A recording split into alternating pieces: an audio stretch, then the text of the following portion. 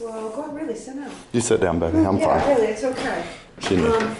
This is a nice photo of what the observatory looks like if you took the outside off. We know Moody designed it, and because in his notes he said, well, I had six or three designs and before I settled on the one. So we know he designed it, we know he supervised its construction from his notes. But where he got the idea, we have no idea. How they constructed it, we don't know. He didn't consider that important. The only thing really that we have is the building itself. But it was designed as an octagon, and that's so that the wind, it splits the wind. When the heavy winds come, they go around it. It was not attached to the ground. There's a crib works down there, and there's 122 tons of granite that hold it down to the ground. And these are each cut from one single white pine tree, the main support beams, 65 feet high, straight as an arrow. Eastern white pine was the wood during the Age of Sail. It was considered the prime wood for shipbuilding and also for construction such as this.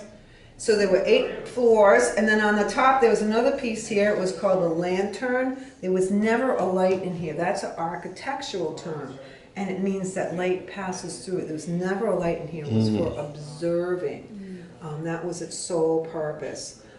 What he did on all the floors, we don't know. We just have no idea.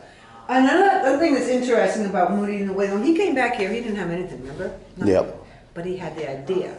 So what he did was he went around to the business community and he sold the concept. He got people to buy shares in it so he could raise the capital to afford to put this building up. That's how he came up with the money to do it. And as time went on and this became a successful business, he bought back the shares. So he and his family became the sole owners of it. Oh, okay. Interesting, isn't it? Yep. Yeah, very, very enterprising gentleman. And then come around, this is all about that, Okay. They're selling the shares and all that, and feel free to do that if you so desire. And then sit again if you like. It was in his family until 1937. And at that point, the telegraph had been invented, the two-way radio had been invented, and it wasn't needed anymore as a communication device. But even at that point, it was already a symbol of the city of Portland. So the family, his great-grandson, gave it to the city of Portland. So the city of Portland owns this building and Greater Portland Landmarks that we volunteer where they run it and manage it for them. But that's probably why it's still surviving. Because can you imagine if they sold it to private owners? I'm going to go on. Yes. They would put something else up here. So they were very, very wise to do that at that time. Anyways, as part of the WPA, they had workers come in, make sure that it was safe to have visitors in it. They put these central support beams in. They were not original to the building. And then in the middle of 1990s, they found that powder post beetles. It's kind of like a termite. They were eating the building.